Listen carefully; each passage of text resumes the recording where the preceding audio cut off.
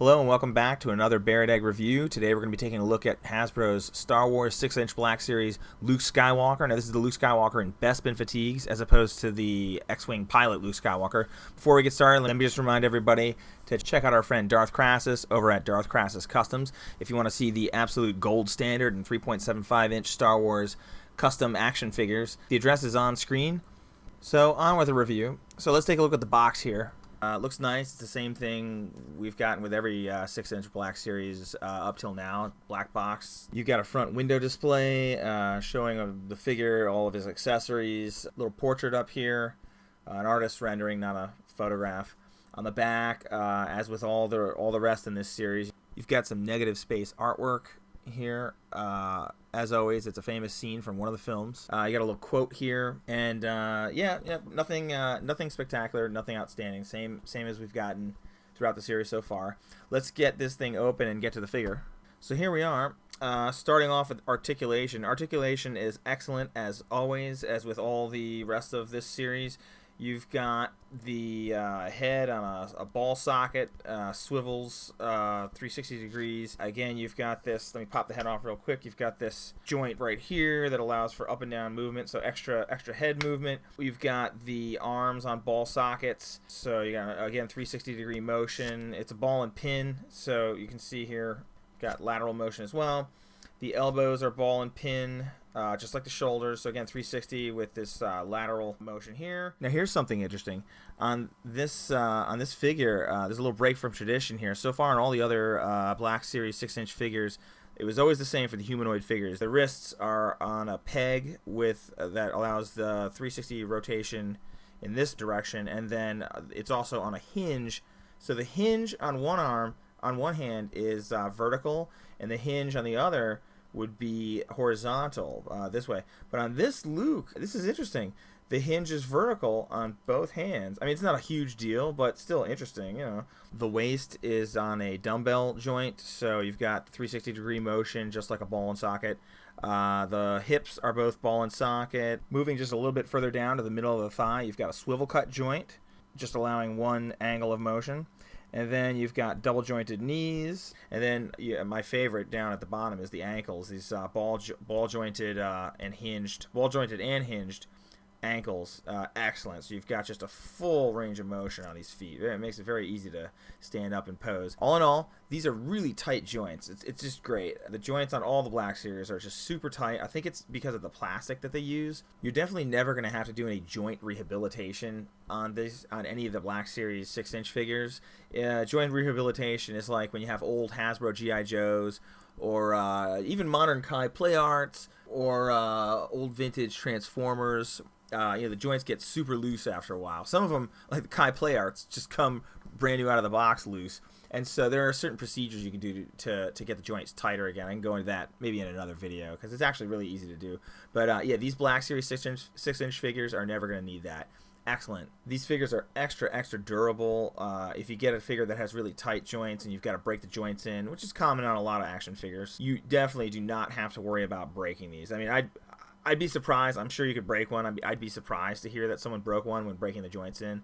But yeah, super durable. The scale is perfect, or close to perfect. This Luke Skywalker, Mark Hamill, the actor who plays Luke Skywalker, was much shorter than a lot of the other actors. And this is definitely in scale. Another nice touch is that, I don't know if you remember back in Wave 1, a lot of people complained about R2-D2 in Wave 1. R2-D2 was a little bit too short for this scale, so he wasn't perfectly in scale the other figures. With this Luke, this Luke makes him look a lot better, actually. It makes him, you put the two next to each other because Luke is already short, so he kind of makes R2 look like it better in scale. On to the deco and sculpt details. Right off the bat, the outfit, take a look at this. They actually sculpted the texture of the fabric right into the, look real close here. They sculpted the threads of the fabric. The actual texture is physically sculpted in here. I mean, that's they really put some work into this. Hasbro deserves a lot of credit. Nice attempt. Unfortunately, it just doesn't work. If you look at a close-up of Luke Skywalker's actual outfit from the movie, any of the promotional photos from back in 1980, those threads are not really visible. It's a very flat fabric. So I mean, I don't know what they were trying to replicate. Certainly not anything from the movies. The other thing is that the shine, the glossy shine all over the outfit on this figure, it just kills it. All the work they put into that sculpted texture is kind of thrown away in the trash with this glossy glaze that seems to be all over this. I don't know that there's actually a glaze, but it's just a shiny figure. It's a shiny outfit. To compare, take a look at the 3.75-inch vintage collection version of this very same figure. Take a look. I mean, the outfit, they got this nice wash on the outfit to make it look worn and slightly dirty. You know, he's in battle, and it's a dull coat, a dull finish on the outfit. Look at that. Look at that. So I don't know why they made that decision, but it doesn't work. Now take a look at this head sculpt. You know, the likeness is not actually too terrible. I had a problem with some of the likenesses, the head sculpts, and some of the other human figures in the line. But this is not terrible. It's certainly a huge improvement on the promotional stills that we were sent a few months back. Take a look at this promotional photo from Jedi Temple Archives website. You know, this is terrible. Look at the eyes. Look at the way the eyes are painted, and just you know, nothing at all like the actor.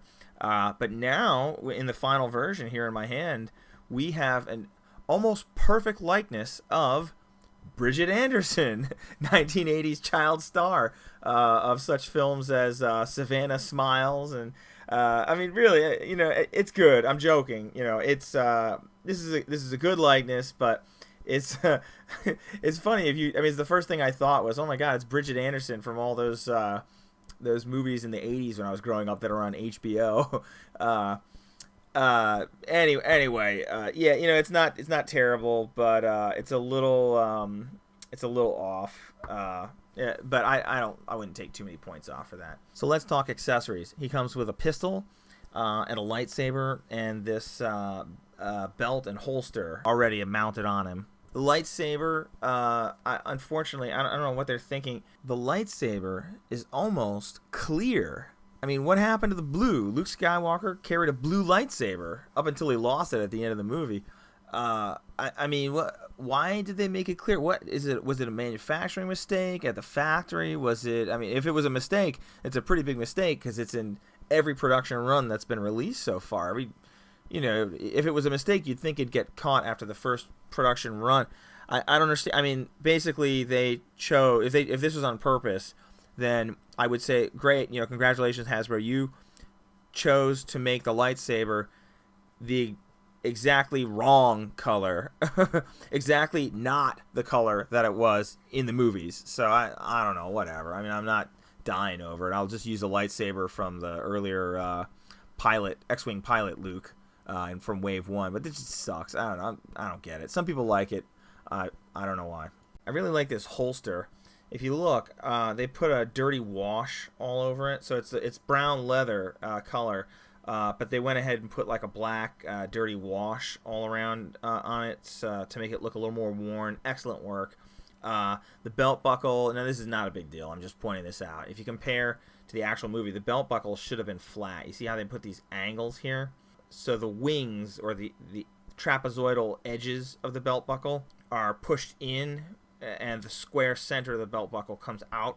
If you look at the original stills from the film, or just freeze frame any scene, the belt buckle is actually just one flat shape. This is the correct shape, but without the bends in it. But I mean, I don't care about that. I'm just pointing it out, you know, since we're talking, you know, movie accuracy. One thing that I kind of feel is missing from the accessory list here is the maybe a detachable hand to simulate when he gets his hand severed off in a lightsaber battle with Darth Vader, and the high-tech tourniquet that shows up at the end of the movie. I mean, it's only on the screen for a flash, but some of the older figures did come with that tourniquet. Both older Hasbro figures, and the modern Hot Toys version of Bespin Luke. So, it's not a big deal. It's fine. Not taking points off. But as we all know as collectors, accessories can save a bad figure. This is not a bad figure. But just accessories, man. Accessories. This is the Black Series 6-inch line. This is the collector line. I think it should have come with a tourniquet. That's my opinion. I still maintain that the 6-inch Black Series overall has a slightly, the sculpts have, and not just the face, everything, have a slightly softer look than the original 3.75 line, specifically the Vintage Collection 3.75 line. As if you've been watching my videos for a while now, you probably know that I hold the 3.75 Vintage Collection series as kind of the gold standard for Hasbro plastic action figures. If you look at the two side by side, I mean, you see what I'm talking about? Look at the detail, the sculpting on the outfit, the pockets, the folds in the clothing, even the face sculpt.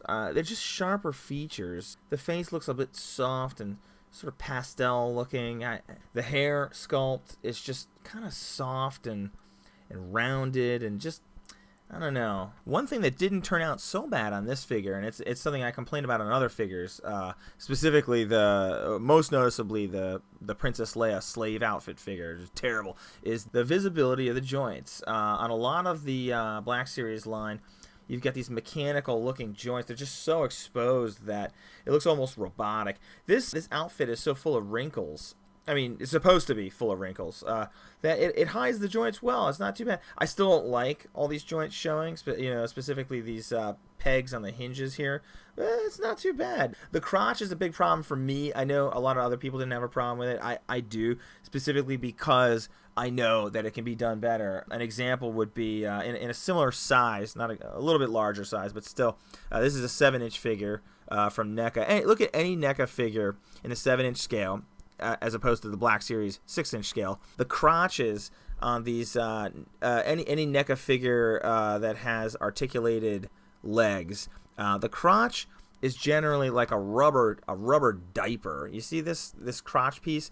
It's soft and bendable rubber here, as opposed to the hard plastic on the rest of the figure. And these kind of the sides of the crotch is a much wider piece in comparison to the Black Series 6-inch crotches. I can't believe I'm sitting here comparing crotches, but it's got to be done, you know. If we're going to do an honest review, let's be honest. So let's get right into it. So yeah, so what they've done is the crotch kind of wings out on the NECA figures. The plastic or rubber wings outward, covering the cuts for the joints on the inner thighs.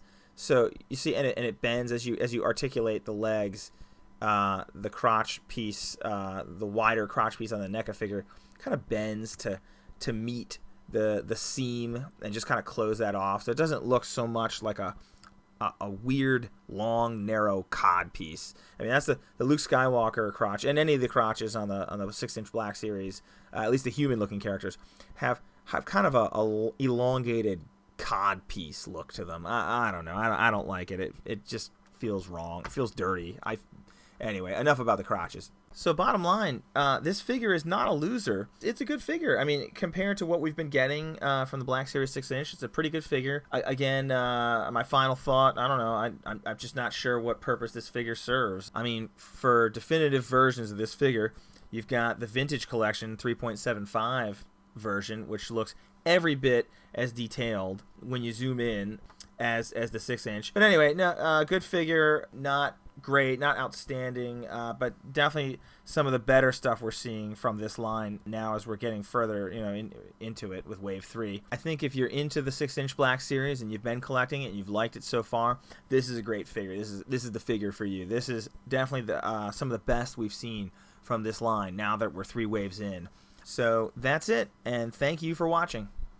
Too many voices still debate. Should I die if I don't?